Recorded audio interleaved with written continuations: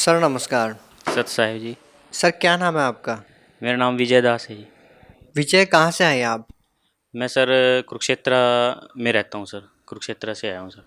Sir आप कुरुक्षेत्र हरियाणा से belong करते हैं। संत रामपाल जी महाराज से नाम दीक्षा लेने से पहले आप क्या भक्ति साधनाएं करते थे?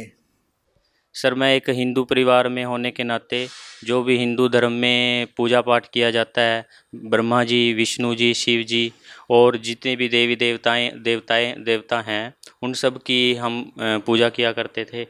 और जितने भी हमारे हिंदू धर्म में तीज त्यौहार हैं वो सब हम मनाया करते थे। और हम हमने सिरसा सिरसा में जो पंथ बना हुआ है, डेरा सच्चा सौदा सिरसा, उसमें भी हमने वहाँ से भी नाम दीक्षा ली हुई थी। संत गुरमीत राम रहीम जी से हमने नाम दीक्षा ली थी और उन्होंने हमें 3 नाम दिए थे, सतपुरख, अकाल मूर्त, शब्द स्वरूपी राम। और उन नाम का हम हर रोज़ सुबह शाम बैठ के उनकी भक्ति भी किया करते थे और वहाँ पे जाया भी करते थे, सत्संग में भी जाया करते थे, वहाँ पे सेवा भी किया करते थे डेरा सच्चा सौदा सिरसा में। तो हम वहाँ पे उनको एक पूर्ण गुरु मान के हम भक्ति कर रहे थे। लेकिन जब हमें सन 2009 में हमें संत रामपाल जी महाराज जी का एक शिष्य मिला, उनसे हमने ज्ञान गंगा पुस्तक ली और उस ज्ञान गंगा पुस्तक में पढ़ने के बाद हमें मालूम हुआ कि जो हम वहाँ पे जाया करते थे डेरा सच्चा सौदा सिरसा में, वो बताया करते थे कि परमात्मा निराकार है। लेकिन ज्ञान गंगा पुस्तक में और हमें हमारे सभी शास्त्रों के अंदर लिखा हुआ है कि परमात्मा साकार है, परमात्मा निराकार नहीं है। अगर परमात्मा निराकार है तो हम उसको देखेंगे कैसे? वहाँ पे तो कहा जाता है कि साधना करो, भक्ति करो और ये जो आपको नाम दिया गया है, तीनों नाम का जाप करो, आपको 10वें द्वार पे प्रकाश दिखेगा। और एक तरफ तो कहते हैं प्रकाश दिखेगा, और अगर हम उनसे पूछते हैं कि परमात्मा कैसा है, कहते हैं वो तो प्रकाश रूप है, बस वो प्रकाश ही भगवान है। लेकिन जब हमने ज्ञान गंगा पुस्तक पढ़ी, उस पुस्तक से संत रामपाल जी महाराज जी के ज्ञान से हमें मालूम हुआ कि परमात्मा निराकार नहीं है, परमात्मा साकार है। और वो आते भी हैं, जाते भी हैं, देखने योग्य हैं परमात्मा, उनके दर्शन होते हैं। सर संत रामपाल जी महाराज से नाम दीक्षा लेने से पहले आपने डेरा सच्चा सौदा सिरसा से नाम ले रखा था। सर फिर आपको संत रामपाल जी महाराज से नाम दीक्षा लेने की क्या आन पड़ी कि आपने संत रामपाल जी महाराज से नाम दीक्षा ली? सर संत रामपाल जी महाराज जी की शरण में हम ऐसे आए कि हमें जो ज्ञान आज तक सुना गया था, जहाँ जो जितना भी ज्ञान हमें अपने बड़े बुजुर्गों से या हिंदू धर्म से या हमें डेरा सच्चा सौदा सिरसा से जो भी हमें ज्ञान सुना, तो हमें उससे संतुष्टि नहीं हुई थी। फिर भी हम परमात्मा की खोज करते रहते थे। इसी खोज में हमने निरंकारी मिशन से भी नाम उपदेश लिया था, उनसे उनका मंत्र भी लिया था। वो कहते थे कि भी तू ही निरंकार, मैं तेरी शरण आ, मैनू बख्श दे। उन्होंने ये मंत्र दिया था, तो वो भी हमने 2 ढाई साल किया। लेकिन हमें किसी भी तरह का कुछ आध्यात्मिक अनुभव भी नहीं हुआ था और सही ज्ञान का नहीं मालूम हुआ था कि परमात्मा कौन है, कैसे हैं भगवान, कहाँ रहते हैं, किसने देखा है भगवान। तो ज्ञान गंगा पुस्तक को पढ़ने से हमें रियलिटी का पता चला कि परमात्मा कबीर साहिब हैं। सर आपने ज्ञान गंगा पुस्तक को पढ़ा, आपको ज्ञान हुआ कि संत रामपाल जी महाराज पूर्ण संत है। सर जब आप संत रामपाल जी महाराज की शरण में गए तो सर आपको क्या अलग लगा, आपको क्या अनुभव हुए? क्या आपको पूर्ण संत के शरण में जाने का अनुभव हुआ कि आपको लगा कि अब मैं सही जगह पे आ गया हूँ? सर जब से हम परमात्मा की शरण में आए हैं संत रामपाल जी महाराज जी की, जिस दिन से हमने पुस्तक ही पढ़ी थी, सिर्फ उस पुस्तक को पढ़ने से ही हमें असली पता चल गया था कि भी परमात्मा कबीर साहिब हैं। और जो हमारी खोज थी कि भी भगवान कौन है, वो हमारी पूरी हुई कि भी परमात्मा कबीर साहिब हैं। और जैसे पुस्तक हमने सारी पढ़ी, पुस्तक को पढ़ने से हमने सारे प्रमाण देखे। संत रामपाल जी महाराज जी ने सारे प्रमाण दिखाए कि गीता में भी कबीर साहिब लिखा हुआ है। गीता जी के अध्याय नंबर 8 का श्लोक नंबर 9 है, उसमें लिखा है कवियम पुराणम अनुशीसा ताराम, और कि वो परमात्मा कबीर देव हैं और उनकी भक्ति करनी चाहिए, पूर्ण संत से नाम उपदेश लेना चाहिए। तो संत रामपाल जी महाराज जी से नाम लेने के बाद हमें भगवान के बारे में सही जानकारी मिली कि भी परमात्मा कबीर साहिब हैं, सभी शास्त्रों में उनका प्रमाण है। हाँ जी सर ज़्यादातर श्रद्धालु संत रामपाल जी महाराज की शरण में इसलिए जाते हैं कि उनको कोई भूत प्रेत की बाधा है या वो नशा ज़्यादा करते हैं किसी को कैंसर जैसी बीमारियां हैं या किसी को कोई शारीरिक परेशानी है, आपने संत रामपाल जी महाराज को केवल आध्यात्मिक ज्ञान प्राप्त करने के लिए गुरु बनाया या आपको भी कोई परेशानी आई थी? क्या कोई परेशानी आई थी तो संत रामपाल जी महाराज की शरण में जाने के बाद वो ठीक हो गई? हाँ जी सर। सर मैं इसके बारे में भी आपको बताना चाहूँगा कि हमें सबसे पहले तो आध्यात्मिक ज्ञान पता चला यहाँ से। और हमारे जब से मतलब हमारे घर पे भी प्रेत बाधा थी, हमने नए घर बनवाए थे और किसी से हमने मतलब नया प्लॉट लेके घर बनवाए थे, और जो पहले रहा करते थे वो भी उसमें वहाँ बसे नहीं थे, उनको भी छोड़ के जाना पड़ा था। तो जब से हमने नए घर बनवाए, हम रहने लगे, तो हमारे घर में भी वही सेम प्रॉब्लम हो गई थी। कभी तो कोई भी नई भैंस लेके आते थे, उसके थनों में दूध में खून आने लग जाता था।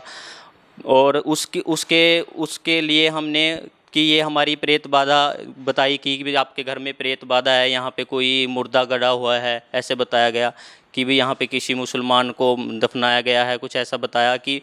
तो उसके निवारण के लिए हमने यज्ञ भी करवाए, और जैसे कि टोना टोटका कहते हैं कि भी ये कर देना चाहिए, वो भी हमने करवाया, लेकिन हमारा कहीं से कोई लाभ नहीं हुआ था। जब संत रामपाल जी महाराज जी से हमारे सारे परिवार ने नाम दीक्षा ली परमात्मा का, हमें सभी मंत्र मिले भगवान के, और सभी मंत्रों को मंत्र करने से, जाप करने से, सुबह शाम दोपहर की आरती करने से, जैसे ही हम मालिक की शरण में आए उसी दिन से हमारे घर में कभी भी किसी तरह की ऐसी कोई बाधा नहीं रही, और सभी लाभ मिला है हमें परमात्मा से। सर देखिए, जैसा कि आपने बताया कि संत रामपाल जी महाराज की शरण में जाने के बाद आपको लाभ हुआ। सर यदि बात करें अध्यात्म की या एक तरह से कहें कि ज्ञान की, तो संत रामपाल जी महाराज ने कुछ वर्ष पहले ही आध्यात्मिक मार्ग में कदम रखा, या ये कहें कि नाम दीक्षा स्टार्ट की है और सत्संग प्रवचन शुरू किए। वही दूसरी तरफ जिन पंथों से आपने नाम दीक्षा लेके संत रामपाल जी महाराज की शरण में आए हैं, वो पंथ हजारों वर्षों से, सैकड़ों वर्षों से चल रहे हैं। तो ये क्या भिन्नता है? आखिर ये कैसे संभव है कि जो धर्मगुरु सैकड़ों वर्षों से नाम दीक्षा पीढ़ी दर पीढ़ी नाम देते आ रहे हैं, उनके पास वो भक्ति विधि नहीं है जो संत रामपाल जी महाराज के पास है? ऐसी क्या बात है कि सैकड़ों वर्षों से जो पंथ चलते आ रहे हैं उनसे आध्यात्मिक, भौतिक या आर्थिक लाभ नहीं हो रहे हैं? संत रामपाल जी महाराज जो कि कुछ वर्षों से नाम दीक्षा दे रहे हैं, उनसे नाम दीक्षा लेने मात्र से लाभ हो रहे हैं। आखिर ये भिन्नता कैसे है?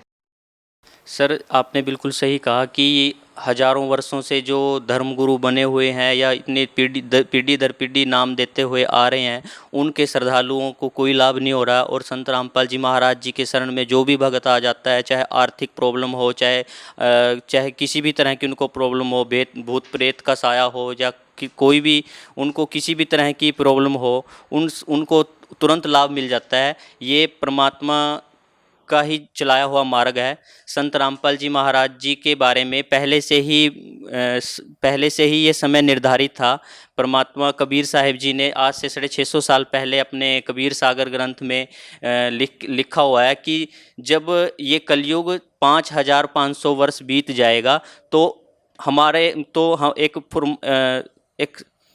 एक परमात्मा का नुमाइंदा एक संत इस पृथ्वी पर आएंगे और वो इस यथार्थ मार्ग को चलाएंगे। सर जैसा कि हिंदुस्तान में एक धारणा बनी हुई है कि जो संत, महापुरुष या धर्मगुरु होते हैं वो एक भगवा चोला धारण करते हैं, गले में कंठी मालाएं होती है, जटाएं बड़ी होती है। लेकिन जैसा कि संत रामपाल जी महाराज की वेशभूषा को देख के ऐसा नहीं लगता कि जैसा कि हिंदुस्तान में धारणाएं हैं कि वो संत है।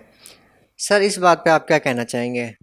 सर ये जितनी भी धारणाएं बनाई हुई हैं, ये इन मतलब जितने भी नकली गुरु थे उन्होंने ये धारणाएं बना रखी हैं कि कंठी माला सुमरनी ये सब कुछ होगा तो वो पूर्ण संत होगा। ऐसा कुछ नहीं है। कबीर साहिब जी ने पहले ही इन सभी धर्म गुरुओं को लताड़ रखा है कि कंठी माला सुमरनी पहरे से क्या होए, ऊपर डूंढा साध का अंतर रख्या खोए। कि जब तक हमें आत्मिक और परमात्मा का ज्ञान नहीं होगा तो इन जितने भी हम आडंबर करते हैं, टीका लगाते हैं, माला पहनते हैं, कंठी पहनते हैं, इनका कोई लाभ नहीं है। सर संत रामपाल जी महाराज से नाम दीक्षा लेने के बाद आपको और क्या लाभ मिले? सर संत रामपाल जी महाराज जी की शरण में आने के बाद हमें सबसे पहले तो आध्यात्मिक लाभ हुआ। हमें पता लगा कि भी परमात्मा कौन है और सच्चे मंत्रों का हमें ज्ञान हुआ। आर्थिक लाभ सर हमें ये हुआ कि हम संत रामपाल जी महाराज जी की जब से शरण में आए हैं तब से हमारे को किसी भी तरह की कोई कमी नहीं है। मालिक की दया से कोई भी आज तक हमारा कोई काम अकाज नहीं हुआ है। आर्थिक लाभ भी हमें बहुत हुए हैं, लेकिन परमात्मा के ज्ञान से हमें पता चला कि भी साईं इतना दीजियो जिसमें कुटुंब समाए, हम भी भूखे ना रहें अतिथि न भूखा जाए। तो हमें तो परमात्मा से मांगना भी नहीं आता। हम जितने भी हिंदुस्तान के जितने भी हम मनुष्य हैं यही मांगते हैं कि भी कार होनी चाहिए, कोठी होनी चाहिए, धन होना चाहिए, हमें पूरा बैंक बैलेंस होना चाहिए। लेकिन परमात्मा कहते हैं कि भी कबीरा सब जग निर्धना, धनवंता ना कोय, धनवंता सो जानिए जापे राम नाम धन होए। कि चाहे हमारे पास अरबों खरबों करोड़ों रुपए कितने भी हमारे पास धन है, लेकिन अगर एक कोई भी कर्म की मार आ गई वो नहीं कटेगी। और अगर हम मालिक की शरण में हैं, पूर्ण संत से हमने नाम उपदेश लिया हुआ है और हम सच्ची श्रद्धा से मर्यादा में रह के भक्ति करेंगे तो परमात्मा किसी चाहे कितनी भी भयंकर कोई भी कर्म की मार हो उसको भी परमात्मा काट देंगे। वहाँ धन काम नहीं आएगा और वहाँ पर परमात्मा की शक्ति काम करेगी। सर एक संत अपने श्रद्धालुओं को, अपने समर्थकों को, अपने अनुयायियों को अद्भुत चमत्कार करते हैं। उनको आध्यात्मिक लाभ होता है, आर्थिक लाभ होता है, शारीरिक लाभ होता है। वही दूसरी तरफ एक ऐसे संत का जेल में होना क्या आम समाज को विचलित नहीं करता कि ऐसा संत जो अपने श्रद्धालुओं को तो लाभ देता है लेकिन खुद जेल में है? इससे कहीं ना कहीं आम समाज विचलित हो जाता है। सर इसके बारे में आप क्या कहना चाहेंगे? सर इसमें कोई विचलित होने की बात नहीं है, बल्कि हमारे लिए शर्म की बात है कि जो संत अपने भक्तों को इतना लाभ दे रहे हैं, सभी तरह से उनको नशे से मुक्त कर रहे हैं। दहेज प्रथा एक इतनी कुप्रथा हमारे समाज के अंदर बन गई है कि भी हम अपनी बेटियों को अपना दुश्मन समझने लग गए हैं। सिर्फ एक दहेज इसलिए कि हमारे पास इतना धन नहीं है कि हम इतना दे सकें अपनी बेटी को। तो और ऐसी बुराइयों को संत रामपाल जी महाराज जी ने दूर किया है। और जितने भी नशे होते हैं, मतलब कोई भांग तंबाकू, कोई कुछ नशा कर रहा है, इन सभी नशों से आज तक कोई सरकार किसी भी मनुष्यों किसी को भी ये संदेश नहीं दे पाई कि इन नशों से कैसे बचा जा सके। और संत रामपाल जी महाराज जी के शरण में आने से ही सबके नशे छूट जाते हैं, क्योंकि उनकी शब्द में शक्ति है परमात्मा की। सर संत रामपाल जी महाराज जी का इससे कोई फ़र्क नहीं पड़ता कि वो जेल में हैं या बाहर हैं, क्योंकि उनका मेन उद्देश्य था कि सभी तक ये ज्ञान पहुंचाना, चाहे वो अब जेल के अंदर रह के पहुंचाएं या बाहर रह के। परमात्मा तो अपना ज्ञान प्रचार कर रहे हैं। और जितने भी अब हमारे जैसे कि हमारा परमात्मा का ये ज्ञान साधना चैनल के माध्यम से और खबर फास्ट न्यूज़ चैनल के माध्यम से और हरियाणा न्यूज़ चैनल के माध्यम से ये परमात्मा का प्रचार घर घर, मतलब सब पूरे विश्व में सब सुन रहे हैं मालिक का ये ज्ञान।